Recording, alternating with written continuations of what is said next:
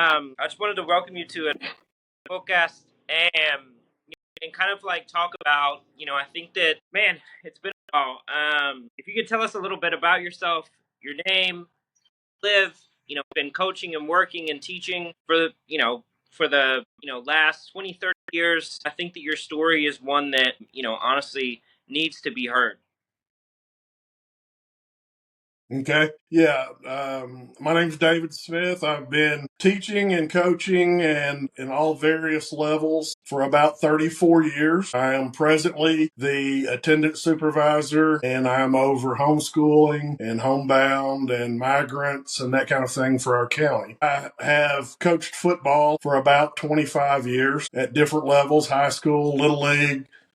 Um, I worked with Tennessee Tech for a while, but I did most of my years in middle school. So that's sort of my love was middle school football, just because those kids in middle school were at the age they were ready to be shaped mentally and physically. They were at the age that were, they were really clay. That's the reason middle school is sort of my niche. No, I think that whenever you begin coaching, I've coached a little bit, but you kind of like begin to feel for the kids exactly kind of comfortable at, where kind of like where I think that your leadership style and your coaching style as well kind of fits best, and then you just kind of find your niche. Honestly, because I coach a little bit of middle school ball, basketball. I think that it's like the middle school kids are kind of like in between being like really young and like being kind of at that point they are kind of developing their maybe a little bit of an ego, and I think that like the parents as well in middle school, maybe they know that their child is getting to develop, but they're not like at that age, and I think that they kind of be like, as you said, mentally shaped more to a certain extent, more than maybe high school kids can be, and that you can kind of teach them more skills than you could at a or a little league type of football. Absolutely. Yeah, a little bit about exactly how Whitwell Wolfpack football kind of came to be, and kind of how your experiences kind of shaped you to kind of form that program. Yeah, when I'd coached middle school for about 15 years when the Wolfpack was getting ready to start. My son was about 7 years old at the time, my youngest son, and he was ready to play football. And a couple of the guys, Ben Petty, who was a big star at Whitwell when he played back in the years, and Brian Lofty came to me and they said, we're interested in our kids, and their kids were the same age. Is that Hudson Petty's father? It is. That's Hudson Petty's father. So he had come to me and said, we're interested in our kids playing football. But the problem being at the time was I had a group of kids in middle school. And they came to me in 8th grade for the first time. And we went up and played Grundy County. We scored on the first drive. And it was like the stands erupted, the sideline. It was like we had won the Super Bowl. Well, come to find out, it was the first time in those kids' career they had ever scored a touchdown. From the age of 4 all the way to the age of 13 or 14, these kids had never scored a touchdown, much less win. And that told me a lot that, these kids were used to losing. Yep. And they knew how to lose well. And that's a problem if you want a winning program. So Ben came to me and was like, I want my sons to win, and I want to coach my sons, and I want them to be coached up by everyone that touches them. And we're going to work hard. We want to win a state championship when they're in high school. And he said, I want to start a program in Powell's Crossroads.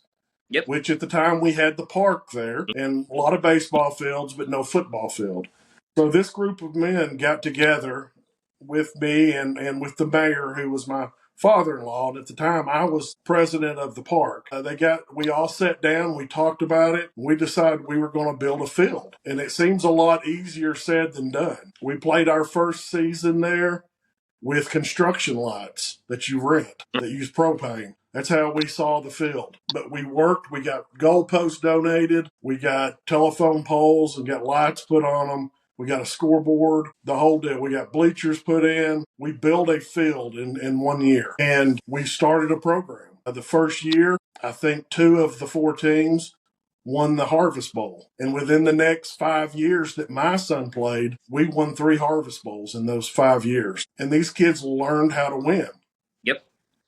And when it reflected that when they got to high school, they expected to win. And I'll never forget, we were in, when Hudson Petty was a senior, we went into the fourth quarter and we were getting beat in the semifinals of the playoffs by South Pittsburgh, and they had just scored. And a lot of the guys came off the field and they were dejected. And Hudson ran over and grabbed a few of them and said, "This is where we're built. This is what we're built for. We're used to coming back. We're used to playing. This is our game." And they went out and won it. Same thing in the state championship game. We went into halftime. Yep. We were down. We were down to Cornersville. Hudson rallied the team around him. He got all those boys over there. He got up in their faces. He said, "No, we've been here a couple of times this season. This is our football game to win." And they went out and won the state championship.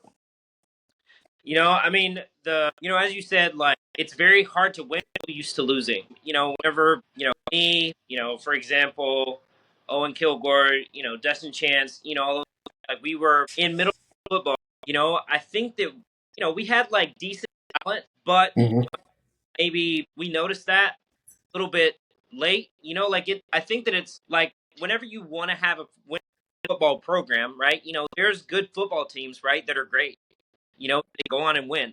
When you want to build something like I that we have built or that you guys have built in Whitwell from a grassroots level, at least from the Pee Wee League all the way up to high school, with Owen now running the high school team, as the head, Mm-hmm.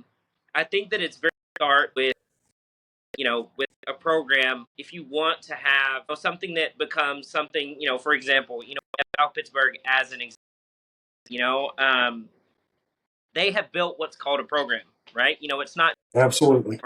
and now the community actually expects, right? There's the expectation, and it has been since like 2009, 2010, Oh, yeah. to win, right?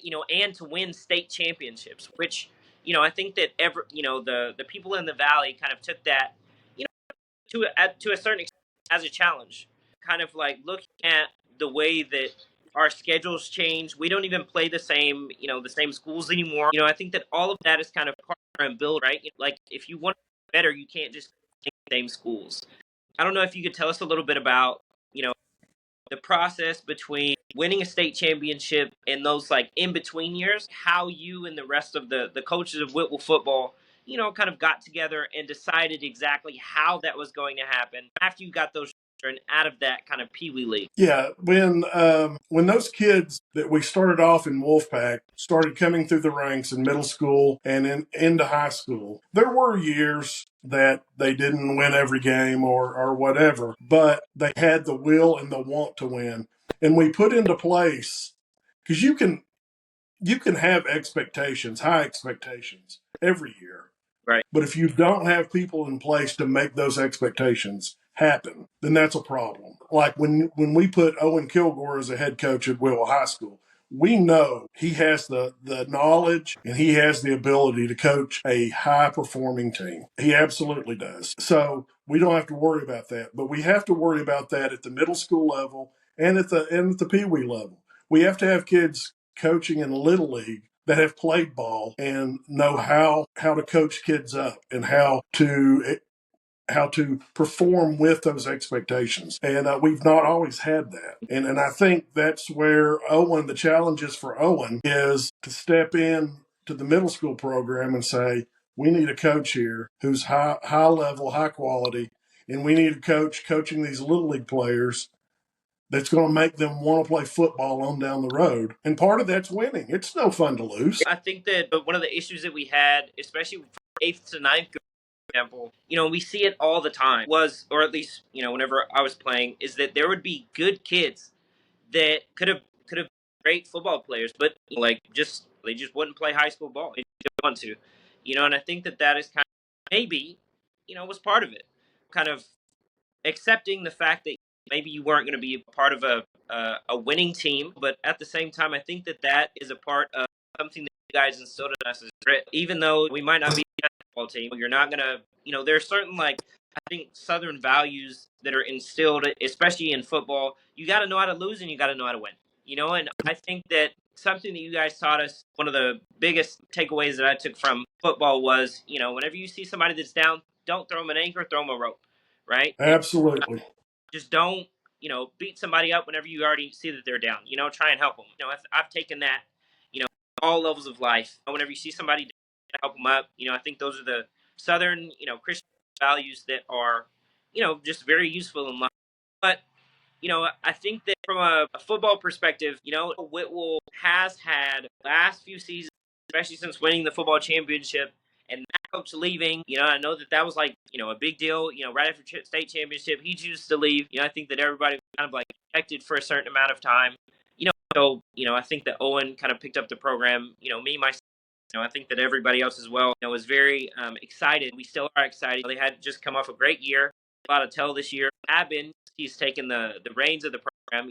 We're kind of really looking forward to that. But, like I said, I think that is, thanks to you guys' grit, all of those years, like year after year, kind of getting our butts kicked, kind of going back to the drawing board and, starting over. But, you guys never gave up. And I think that that's something you guys instilled in us is to never give up, and I think that it's amazing to see that now Whitwell has a top football program, thanks to you guys, because every year, I'm kind of nosy, so I'll go back and kind of look at who's coaching, who's coach. I'm still kind of like going back and looking. It's amazing to see that you, Danny Hale, for example, Troy Mosier and Owen kind of like all still have their hands in their program, especially whenever we won the state championship. Because you guys are kind of the ones that really stuck it out, 15 years, 20 years, in Whitwell, you never left, kind of grinded it out. So great to see. But so kind of moving into the education side here, how has your perspective on education changed as time has moved on? As a teacher, we'll just start like as a teacher, kind of like how has your perspective of education changed from the time that you've been in the education system? Rocky, it's been a complete turn in education. When I started in education to now, it's not even the same thing. Teachers now have so much pressure and they're held with so much accountability that we have a lot of teachers with mental illness now from dealing with that kind of stress. And, it used to be said that every decade, the culture of education and the school culture changes. Kids change every decade. Well, I think in the last 15 years, that's been every 3 years. I don't think it's been a decade. I think every 3 years, what our kids are like has changed and what education is has changed. And that's hard for teachers to keep up with. I'm seeing now, I sit on the disciplinary hearing board. So I hear cases from all over the county of issues, problems. And one of the problems I'm seeing now is stuff with AI. We're having all of this generated stuff that's coming into our schools. And the problem is a lot of times the kids have a better grasp of it than we do. And we're trying to catch up and we're trying to play catch up. All of these synthetic drugs that are now in school, the law's not caught up to that. So we're playing catch up as school and as a state. And as far as kids and their education, the way kids are taught now is completely different. We used to have freedom of like the Holocaust project at Whitwell Middle School. We could not do that in today's school setting. That could not be done because everything we do now is scripted. All of our programs, our ELA programs, our math programs, all of it is scripted. And these teachers have to go by that script for that program to have fidelity. And it's not the same kind of teaching that we were used to back in the day, where you go in, you have a subject to teach, you pull stuff from all different places, and you teach that subject. You can't do that anymore. So, yeah, the face of education has completely changed. No, very interesting. You said that you were over, homeschooling and migrants. Can you kind of tell us about how exactly education as migration pattern in the United States, or kind of tell us a little bit about, kind of how exactly that influences education? Yeah, in our county, we don't have as many migrant students as like Bledsoe County and Sequatchie County, where these people come up and they do the tomato farms or the cornfields or whatever. So we don't have as many as they do. But when we get migrant students, we have a lot of homeless people that are considered homeless because the definition through the state is if you have a child or a family that lives with another family, they're considered homeless. They don't have to live in a car or they don't have to live in a hotel. But we do have them living in cars and hotels. But even somebody that's living with a family member, which we have a lot of, they're considered homeless. Yep. Um, so when you take all of this into account, then you have to take in homeschoolers. We have kids that are independent homeschoolers. We have some that go through umbrella companies. Mm-hmm. We have kids that go to private school. There is a vast, vast array of kids that come in and out of our system. And it changes the way you have to teach now. We don't have the class, and you can remember when you were in school, you had 24 kids in your class, and you had the same 24 kids in fifth grade, sixth That grade, seventh grade, eighth grade. high school. It's not like that anymore. No, it's not like that anymore. You may have the same 12, and you have 10 that come in and out at different years. So school's different. It looks different. And, with the whole thing now with charter schools, and they're talking about, the vouchers for kids to go to private school or to use the voucher in whatever way. And I think they've just now got a foot in the door in the vouchers. Mm-hmm. And I think at some point there's going to be more stuff to come. I think homeschoolers are going to want some of that money that the school system's getting through tax. And I think it's going to change the way school looks. So school choice will be a thing to watch in the next few years. Very interesting. So I think that to a certain extent, a lot of federal funding, right, has been, let's say, impacted by the current administration. And I think that I'm not going to say that they get a bad rap, but I think that there are certain administrations that are a little bit more high profile, say, than others.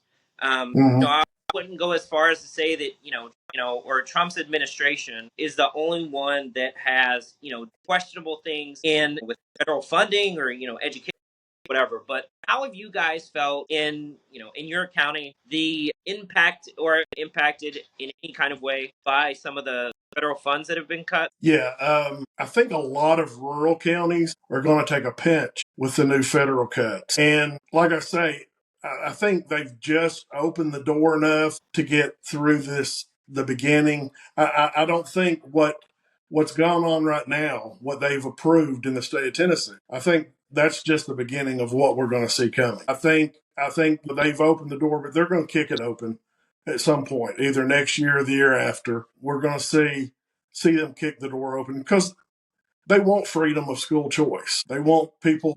The only problem that I have with that is this. Both of my sons went to private schools. Yeah, one went to Baylor, one went to Macaulay. So both of mine went to private school. I paid for that. So, I didn't get any vouchers or anything else. I knew that if my sons went to that school, I was going to have to pay for it. Yep. I knew that going in. I cut my budget. I ate pork and beans for a while, and they got through. Yep. Now, with this, this voucher would have helped me. But as a public school teacher, it's hard for me to back those because I see these kids that do not have the opportunity to go to Baylor or Macaulay. Either because of intelligence or because they don't have a way to get there because of economic situation that they live in. And those are the kids that live in my community. And those are the ones that I have to take care of. Because the kids in this community, I live in Whitwell, and these kids were very, very important to me. And, I call them all my kids because they're the ones I have to take care of. And I'm taking money away from them when I send money to another school or to homeschool or anything else. And I take that sort of personal. And really, because I sent mine and I don't make a lot of money. A teacher doesn't make a lot of money. No. Trust me. Yeah. And I sent mine to private school. If it's important to you, you can do it without taking somebody else's money or without taking money away from the schools. No, I think that the voucher situation seems like it's very interesting. And I honestly think that to a certain extent, we talk about there's a term in, I guess you could call it, in international affairs called ranger, right? Where some of the best minds go elsewhere, right? Normally we talk about, for example, for the Berlin Wall, there was East Germany and West Germany. The people that were in East Germany wanted to go over to West Germany, right? Because there was more profit. etc. They were funded by the USSR, and then the other side was funded by the US. So normally we talk about it in that situation. However, in this kind of situation, I think that um, there are students with great potential that sometimes would choose a private school over a public school, maybe because of an opportunity or because of kind of what it means to a private school. But honestly, I think that there are it means a lot whenever you have a high caliber class, right? Even for teachers, right? It does. Students is kind of like that like just sucks them out, right? And I think that they can, whether it's motivate or kind of like be a good example, right? Mm, In that class, but sometimes they're kind of like sucked out by private schools or homeschooling, or kind of right. attractive options, and honestly, I do think that that honestly impacts, public schools, like Whitwell.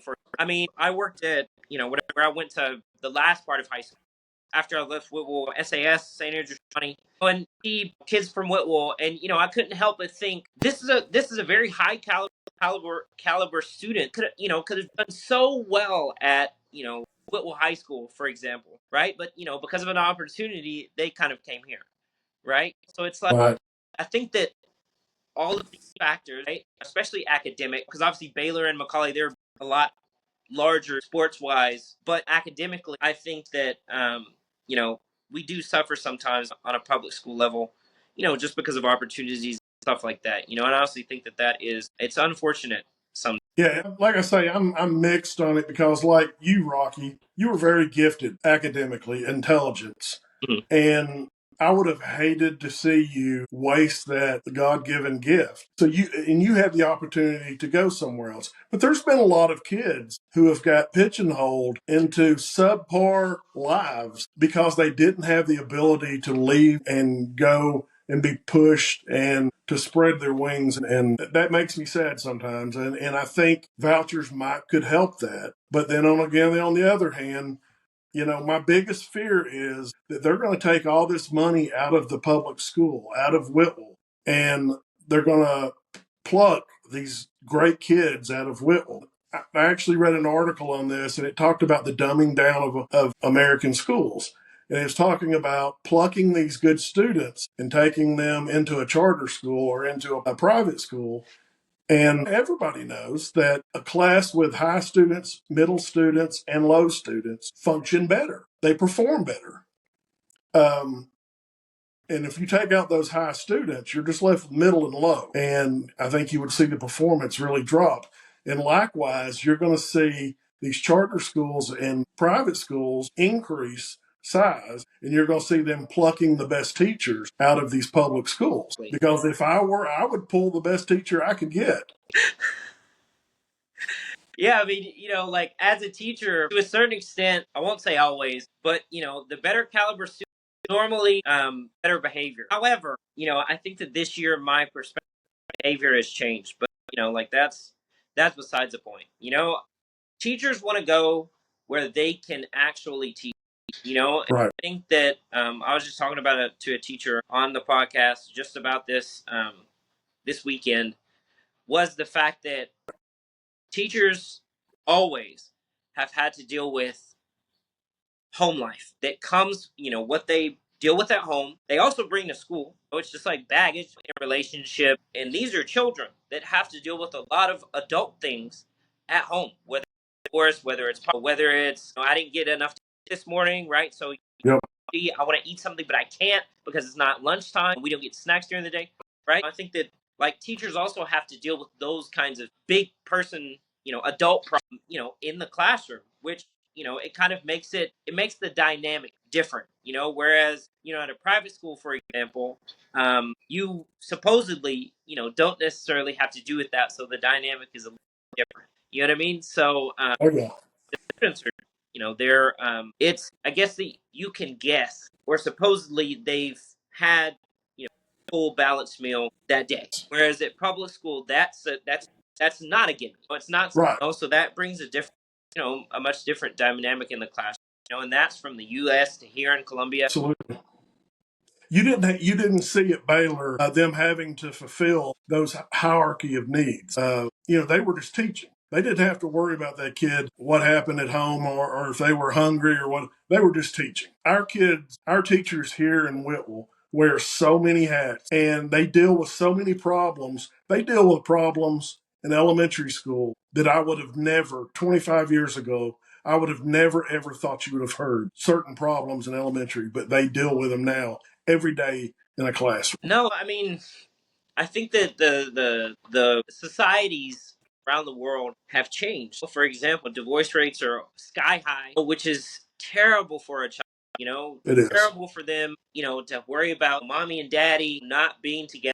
Where am I going to live? Like in there's a lot of different perspectives on it.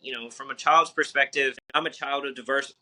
And I was like 15, 14, 15. You kind of take it, but it's difficult. You have to leave. When am I going to see my dad or my mom? You know what I mean? Like kind of like splitting time and it's custody. It's insane to think about, a 3 or 4 year old having to think about that and kind of grow up very quickly. But I mean, like we said, that's kind of what teachers in general, but especially public school teachers, just have to wear a lot of different hats.